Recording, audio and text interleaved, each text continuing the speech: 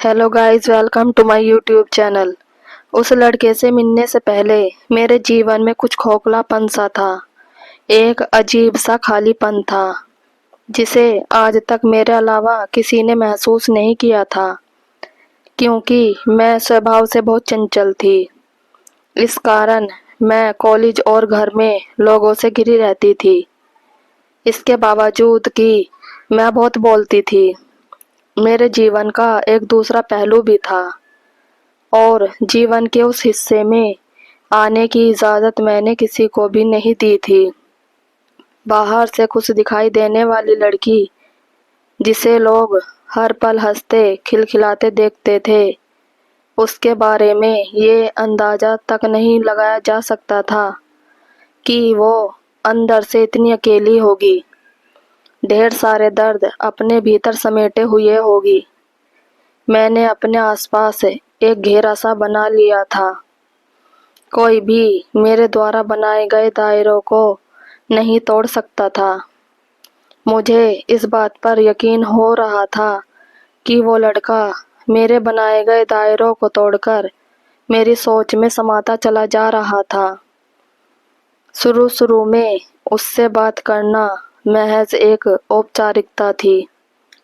सहपाठी होने की वजह से मेरी और उसकी अक्सर थोड़ी बहुत बातचीत होती रहती थी, लेकिन मुझे इस बात का इल्म तक नहीं था कि वो मुझे मन ही मन पसंद करता था, मुझसे दीवानों की तरह प्यार करता था। ये अलग बात थी कि आज तक उसने इस बात को मेरे सामने कभी जाहिर नहीं होने दिया था। मुझे छोटी से छोटी तकलीफ होने पर उसे मुझसे ज्यादा दर्द होता था। कोई ऐसे भी किसी को चाह सकता है, यकीन करने में बहुत वक्त लगा, लेकिन समय के साथ मुझे इस बात का एहसास हो गया कि ये लड़का मेरी चिंता करता है, मेरा ख्याल रखता है। उसके प्यार में पागलपन था। मेरी खुशी के लिए वो कुछ भी कर देता था। उस लड़के ने बिना इस बात का जिक्र किए कि उसे मुझसे बातें करना अच्छा लगता है, मेरे साथ वक्त बिताना अच्छा लगता है, बड़ी ही चालाकी से मुझसे दोस्ती के लिए पूछा। उस दिन हम दोनों कॉलेज जल्दी आ गए थे और क्लास में कोई नहीं था। उसने पूछा, क्या मैं तुम्हारा हाथ पकड़ सकता हूँ? पहले तो मुझे बड़ा आश्चर्य हुआ कि आज इस लड़के को क्या हो गया है, ये इस तरह की बातें क्यों कर रहा है। लेकिन मुझे उस पर पूरा भरोसा था कि वो कोई गलत काम नहीं करेगा।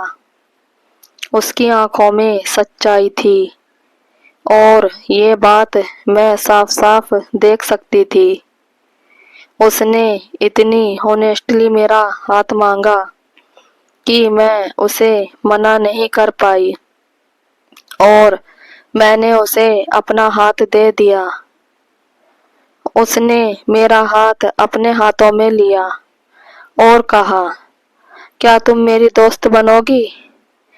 तुम मुझे अच्छी लगती हो और मैं तुम में एक अच्छा दोस्त देखता हूँ, अच्छा इंसान देखता हूँ और मैं चाहता हूँ कि मैं जिंदगी भर तुम्हारा दोस्त बनकर तुम्हारे साथ रहूं।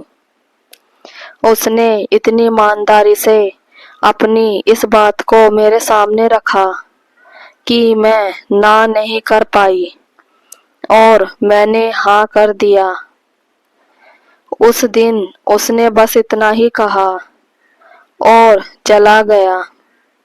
मुझसे दोस्ती करने की खुशी मैं साफ साफ उसके चेहरे पर देख सकती थी।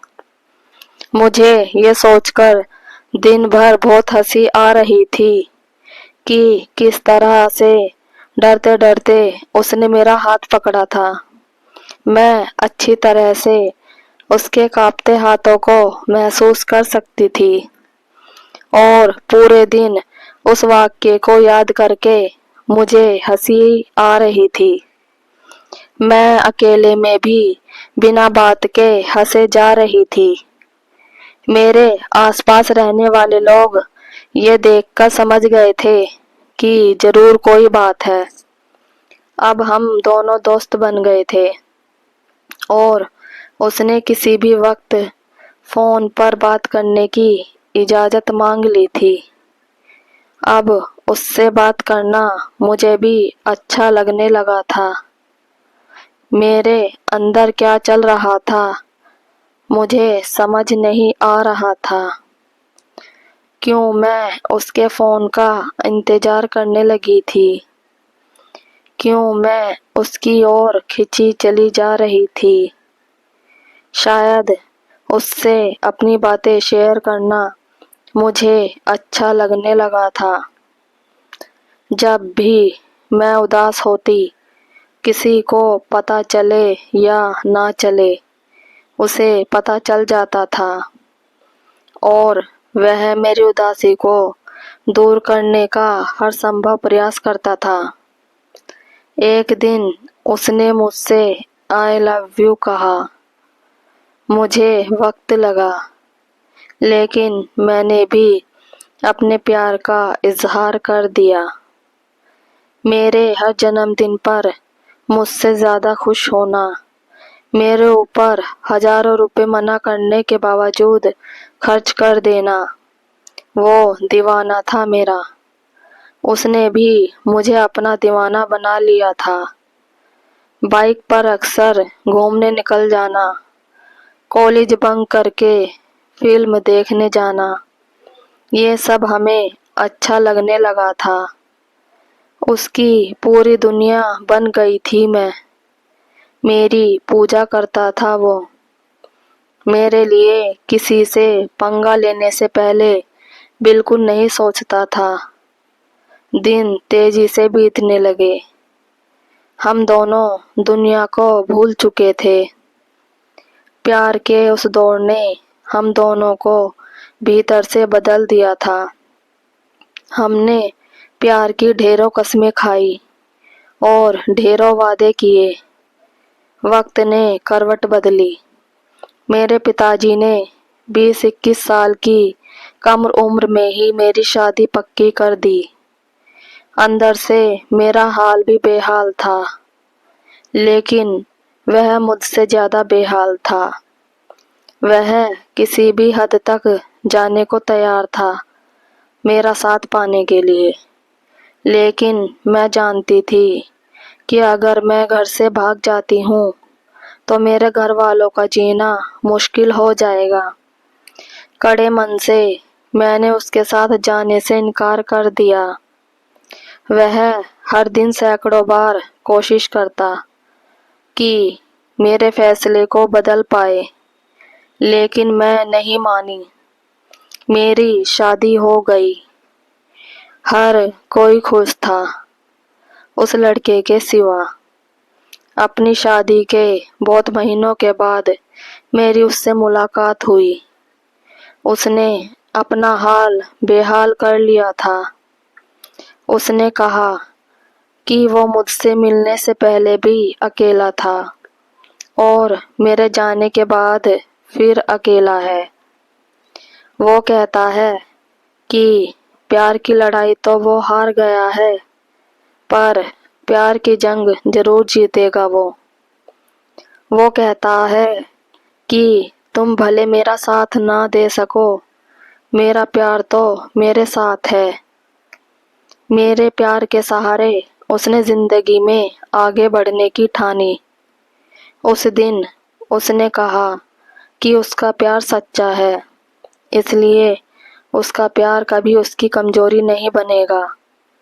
मुझे अपनी गलती का एहसास है, क्योंकि मेरा प्यार मुझसे ज्यादा दुखी है। मैंने उसकी जिंदगी को बर्बाद कर दिया है। मैं उस दीवाने के प्यार को सलाम करती हूँ, जिसके पास ना मेरा तन है और ना मेरा समय और ना मेरा जीवन पर कोई हक।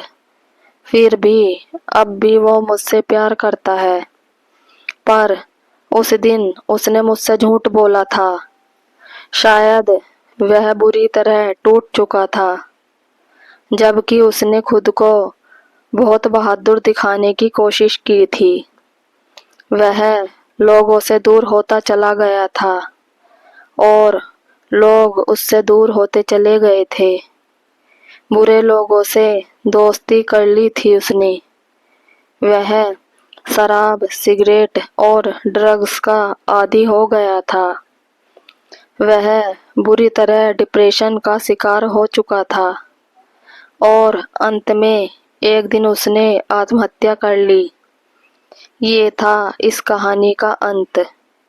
मैं न तो जीते जी उसके साथ रह पाई और न उसके अंतिम समय में मैं उसका साथ निभा पाई। हम उस दौर में जी रहे हैं जहाँ दुश्मन तो आसानी से पहचाने जाते हैं, लेकिन सच्चे या झूठे प्यार को पहचानना दिन ब दिन मुश्किल होता जा रहा है। अगर आपको हमारी ये स्टोरी अच्छी लगी हो तो प्लीज़ लाइक, कमेंट और सब्सक्राइब जरूर कीजिएगा। Thank you.